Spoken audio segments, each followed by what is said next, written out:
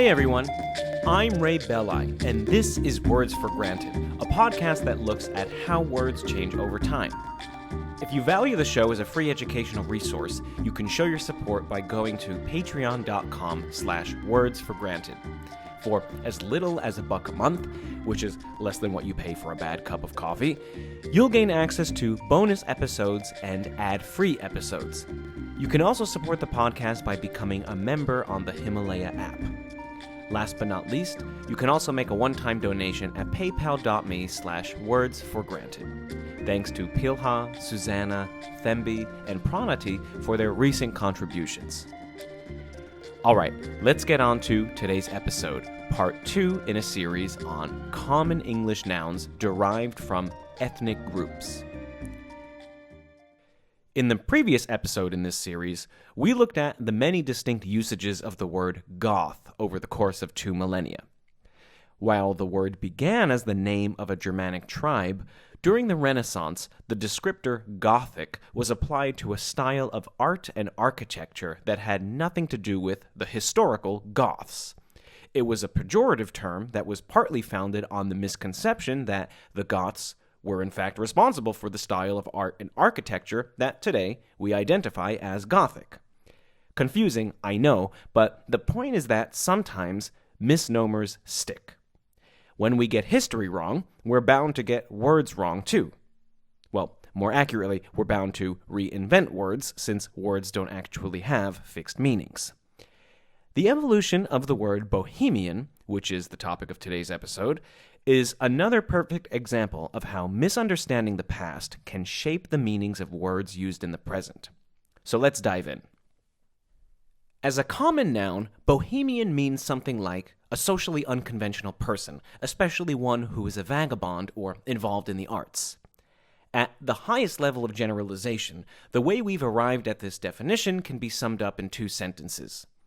In France, Bohemian was used as a word for gypsy. More on the political incorrectness of that term later in this episode, based on the belief that gypsies migrated to Western Europe from Bohemia, a region in the western part of the modern Czech Republic. In the 19th century, French artists living in the Latin Quarter of Paris came to be called Bohemians because of their carefree and impoverished gypsy-like lifestyle. So, straightforward enough. However, there's so much more to this story than meets the eye, especially when you flesh it out over the course of 2 millennia and a handful of languages. Our story starts with an ancient Celtic tribe called the Boii, a group of people that has nothing to do with the inhabitants of the modern region of Bohemia or the artsy nonconformists who, incidentally, inherited the region's name. The journey down the rabbit hole begins now. The Boii first appear in the written record during the 4th century BCE. Like so many of the ancient peoples we've discussed on this podcast, the Boii are not documented in their own native written record, but rather in the Roman written record. However, Boii itself is indeed a Celtic-derived word, and it's probably the name by which the tribe called itself. Based on 2 different but equally compelling Proto-Celtic linguistic reconstructions, etymologists have proposed that the literal meaning of Boii was either herder, as in someone who herds cows, or warrior. The earliest Boii of the Roman written record lived in Cisalpine Gaul, the historically Celtic region of northern Italy, during the 4th and 3rd centuries BCE. This region included the modern Italian city of Bologna, which is worth mentioning because Bononia, the Latin word for Bologna, likely derives from the tribal name of the Boii. Over the course of these 2 centuries, the Boii had a tumultuous relationship with the Romans. They fought against them for control of the Po Valley and assisted Hannibal during the Punic Wars, but by the 220s BCE, the Italian Boii territory was conquered by the Romans and absorbed into the Roman Republic. After this Roman annexation, the northern Italian Boii fled eastward along the Danube River and resettled in the region that would come to be known as Bohemia. The Latin word Boiuhemum, the earliest recorded form of the word Bohemia used in reference to the region, appears in the work of 1st century CE Roman writers such as Tacitus, Pliny, and Strabo. The word Bohemum comprises the roots boy, the tribal name of the boy people, and haimas, meaning home. Interestingly, that word haimas is neither a Latin nor a Celtic root word, but a Germanic one, and it's cognate with the English word house. I should also mention that Bavaria, a modern state in southeastern Germany that borders western Bohemia, also derives its name from the boy, and the place name dates back to roughly the same time period. Literally, Bavaria means the boy settlers, indicating that the eastern boy settlement also included part of modern-day Germany. When Pliny and Strabo refer to Bohemum, they call it a Bohemian desert because, by the mid-1st century BCE, many boy men had left their home to join the Helvetii, a fellow Celtic tribe to the west, in an unsuccessful war against Julius Caesar. Naturally, this led to a sparse population whose number continued to wane, hence the comparison to a desert. Around the turn of the Common Era, the Germanic Macromani tribe conquered and settled in this Bohemian desert, finding little resistance from the few boy warriors who still remained in the homeland. Shortly after the Germanic takeover of Bohemia, the boy people would disappear from history, and the Macromani formed a powerful confederation that would go on to fight several wars against Rome along the Danube River. However, even though the ethno-cultural makeup of the Bohemian homeland had shifted, the Latin name for the region remained the same. Over 2,000 years later, that name, Bohemia, is still familiar to us today, which is remarkable since the Boy tribe, the people after whom Bohemia is named, haven't actually lived there for 2,000 years. And, for that matter, neither have their Germanic Macromani successors. As already mentioned, the region of Bohemia is today part of the country of the Czech Republic, a country founded not by Germanic Macromani, but by the Czechs. Czechs are neither Celtic nor Germanic, but Slavic. The Slavic migrations into Bohemia took place over the course of the 6th and 7th century CE, resulting in another cultural, ethnic, and linguistic makeover in the boy's former homeland. As we know, in Western Europe, that ancient name Bohemia, home of the boy, stubbornly hung on. At various points during the medieval and early modern eras, the ethnically Czech state was variously known as the Bohemian lands, the Duchy of Bohemia, the Kingdom of Bohemia, lands of the Bohemian Crown, the Bohemian Crown, and others. Now, you might be wondering, did the Czechs stick with that Latinized and antiquated name for their homeland in their own language? The first answer to that question is no, they did not. The Czech word for the region of Bohemia is Češi, and it always has been. Češi is what linguists call an endonym. That is, a group of people's self-designated term for itself or its homeland. In contrast, Bohemia is an exonym. That is, a term for a group of people or their homeland used by those outside of the group. As you might have guessed, Češi is directly derived from the name of the Czechs themselves. Though the ultimate etymology of Czech is unknown, it's traditionally derived from the name of a mythical military chief. The Czech name for the Czech Republic, Česká republika, is obviously cognate with the Czech name for Bohemia, but although they share a common root word, they're not exactly the same word, and that's because Bohemia, or Češi, is merely a part of the Czech Republic. The modern Czech Republic comprises 3 historical regions, Bohemia, Moravia, and Czech Silesia, which is why referring to all of the Czech Republic as Bohemia, as is sometimes colloquially the case in English, is both geographically and politically inaccurate in the modern world. Now, the second answer to the question, did the Czechs stick with that Latinized and antiquated name for their homeland in their own language, is sort of. Although Bohemia is an exonym, or outsider's term, for the region that the Czechs call Češi, the term Bohemia is embraced by Czechs and is to some degree interchangeable with Češi. Often, exonyms have a derisive connotation, but historically, the term Bohemia was never used against the Czechs as an insult. The word Bohemia has such a long and significant history that it's equally part of the Czech lexicon as the native word Češi. Now that we've learned a bit about the region of Bohemia and its etymology, let's turn to the word Bohemian with a lowercase b, as in someone who lives a nonconformist and stereotypically artistic life. To fully understand how this sense of the word evolved, sorry, but we need to turn yet again to the ancient world, this time with our focus on a completely different people on a completely different continent.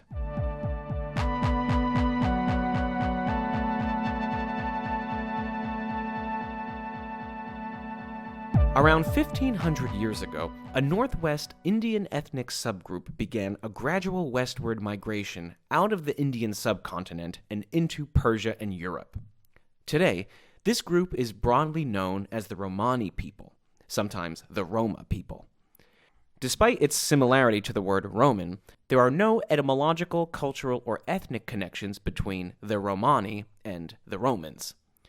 The Romani endonym, again, the name by which an ethnic group calls itself, derives from the Sanskrit root doma, meaning of a low caste, and as the Romani spread west, they carried this low social status with them. They never settled down and established a fixed homeland, which perpetuated prejudices against them as tricksters, tinkerers, and vagabonds throughout much of European civilization. By the early 17th century, the Romani had made their way to England, and in English, they came to be known as gypsies. As it turns out, the word gypsy evolved from Gyptian, originally a shortened form of the word Egyptian, because the gypsies, more correctly called the Romani, were mistakenly believed to have come from Egypt. In 1530, England passed something called the Egyptians Act that sought to expel the Romani people from the country. Given its genealogical inaccuracy and xenophobic history, nowadays the term gypsy is considered pejorative and has fallen out of politically correct usage. By the 19th century, the Romani had become a significant minority in France. The French didn't think that the Romani had come from Egypt, but rather from Bohemia. So, in French, the Romani came to be known as Bohemian, or Bohemians. Excuse the bad French accent. But why did the French think that they'd come from Bohemia? The most popular answer to this question is almost certainly not true, and I'd like to share it with you. It goes something like this. When a group of Romani arrived in Bohemia in the mid-15th century, after a long history of dealing with European prejudices, they found an ally in the Bohemian king Zygmunt. Zygmunt wrote a letter to the Bohemian people on behalf of the Romani, encouraging native Bohemians to accept the Romani as their brethren and neighbors. This letter was a landmark moment in the history of the Romani because they'd never received such amiable and official recognition from a European state, and Romani leaders proudly carried this letter around with them everywhere they went. That is, if the letter were actually real, which it probably isn't. Over the course of my research for this episode, I've found several articles about the etymology of Bohemian that claim that this letter is authentic. These articles paint the letter as a seminal historical moment, but none of them actually give a citation of the letter's primary source. There's even a full version of this alleged letter floating around the internet, but you don't need to be a medieval literary scholar to get a sense that it's a 20th or 21st century fabrication. I've looked into several scholarly biographies of King Zygmunt and Romani history, and there's not a peep about this supposed letter. There are even more holes in the legend of Zygmunt's letter. Purporters of the letter legend claim that the Romani migrated to France from Bohemia en masse in the 19th century, but the reality is that Romani people had gradually spread into France beginning in as early as the 17th century, and the French word Bohemian dates back to this earlier century. Furthermore, Romani were officially expelled from Bohemia in the 17th century by the Bohemian king Ferdinand I because they were accused of starting a series of devastating fires in Prague, the Bohemian capital. If the Romani migrated straight from Bohemia to France, it would have been in the 17th century, not the 19th century. So, hopefully that busts a common myth regarding the etymology of Bohemia. As for how the French actually came to identify the Romani as Bohemians, I don't know. The sources that don't subscribe to Zygmunt's letter generally make the nonchalant remark that the French mistakenly believed that the Romani came from Bohemia, but say nothing more about the origins of this mistaken belief. One possibility is that it might not be a mistaken belief. Some of the Romani who migrated to France very well could have originated in Bohemia, but we have no concrete evidence to prove it. Accepting that we may never know how the French association between the Romani and Bohemia came to be, we can move on with our story and turn to something we do know. That is, how Bohemian developed into a generic term describing a carefree, unconventional artistic lifestyle. While Bohemian is indeed attested in French since the 1600s, the word's semantic divorce from the Romani people didn't come until 2 centuries later. In the early 1840s, particularly in the Latin Quarter of Paris, many painters, writers, and poets lived in poverty in pursuit of their arts, and these artists and their lifestyle came to be known as Bohemian. By extension, the Parisian Latin Quarter came to be known synonymously as Bohemia. It's not clear whether Bohemian was a term of disparagement used by the bourgeoisie or if it was deliberately appropriated by these unconventional artists, but regardless, the metaphor is clear. Bohemian artists, like the Romani people from whom their name derives, were social outcasts who were looked down upon by the upper class and society generally. Both groups were poor, thrifty, and celebrated art as a way of life. However, the parallels aren't perfect for one glaring reason. Artistic Bohemians were part of a self-initiated counterculture movement, while the actual Bohemians, or Romani, were and still are an ethnic minority group who have suffered prejudice and persecution over the course of more than 1,000 years.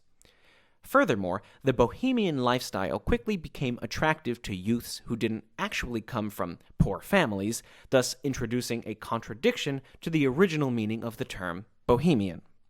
More on this contradiction in just a bit. In 1851, French writer Henri Murgy published a collection of short stories called La Vie de Bohème, or Scenes of Bohemian Life. To clarify the difference between Bohemians, that is, the Romani, and the newly emerging group of artistic Bohemians, he writes in the preface of his work, long quote, "The Bohemians of whom it is a question in this book have no connection with the Bohemians whom melodramatists have rendered synonymous with robbers and assassins. Neither are they recruited from among the dancing bear leaders, sword swallowers, gilt watch guard vendors, street lottery keepers, and 1,000 other vague and mysterious professionals whose main business is to have no business at all, and who are always ready to turn their hands to anything except good." End quote. That second unflattering sentence is in reference to the Romani, a veritable slap in the face to the people from whom the name of his subject matter derives. In the less politically correct social climate of the 19th century, this line didn't attract much attention, and Scenes of Bohemian Life went on to become the quintessential literary work depicting Bohemian life in 19th century France.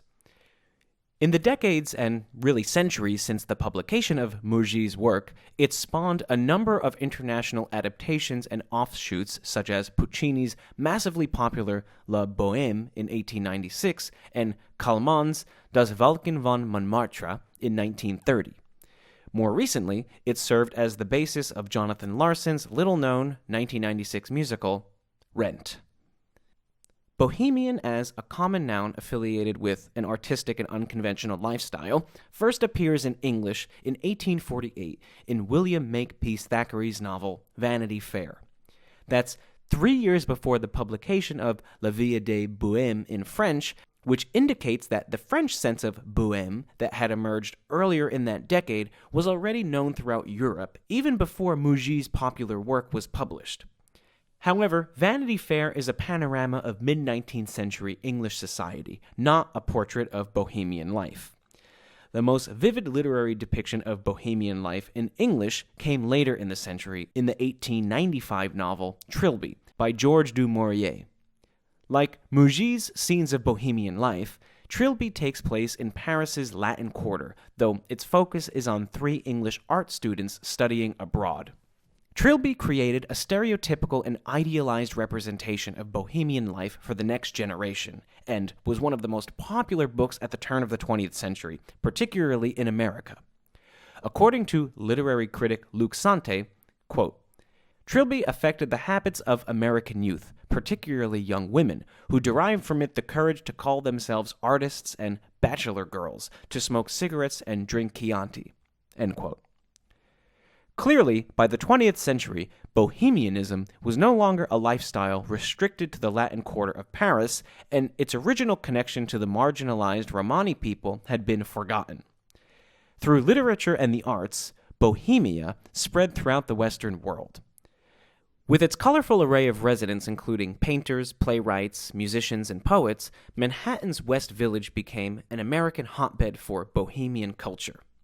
However, the term Bohemia in America has a lesser-known and older usage than that associated with the artistic life in the West Village.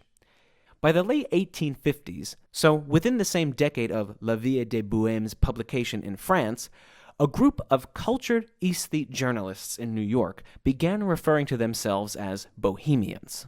The group was founded by Henry Clapp Jr. and had significant members such as Walt Whitman and Mark Twain. In fact, the most detailed first-hand account of these Bohemian journalists comes from Mark Twain himself. During the Civil War, wartime journalists in general became known as Bohemians, and that association still clung on for a few years after the war was over. Most fascinating to me is the connection between this journalistic sense of Bohemian and the Bohemian Club. If you don't know about the Bohemian Club, it's a super secret, super elite fraternity based in San Francisco that brings together business leaders, politicians, and artists once a year to, talk about big ideas and enact theatrical rituals in the woods. This is not a conspiracy theory, it's a real thing. Look it up. Anyway, the fraternity was originally founded by a group of West Coast journalists, aka Bohemians, hence the name of the Bohemian Club. From the latter half of the 20th century through today, words like beat, hippie, and hipster have come to designate different strains of bohemianism for different generations. Consequently, the catch-all term bohemian has become less prevalent. According to Google Ngram, which is a program that provides analytics about the frequency with which words appear in the literary corpus, the usage of the word bohemian is currently at an all-time low since its emergence in the mid-19th century.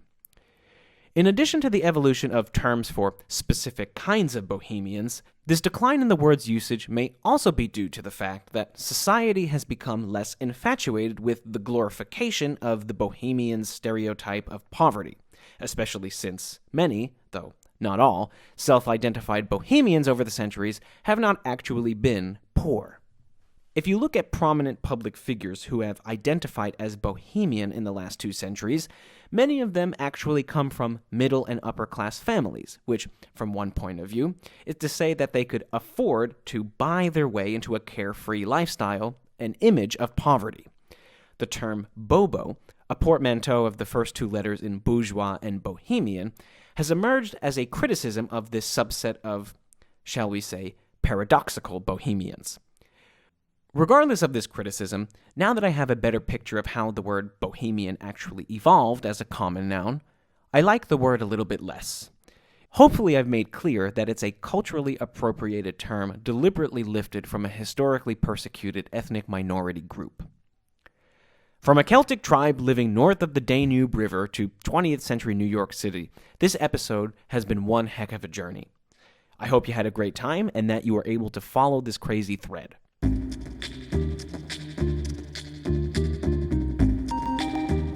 If you love the show, again, you can make a monthly contribution at patreon.com/wordsforgranted, or you can become a member of Words for Granted on the Himalaya app. I also encourage you to leave a rating and review on whatever podcast player you use, because those really help the show grow and give me feedback about what I can do to make the show better. I'm on Twitter at Words for Granted and Facebook as Words for Granted.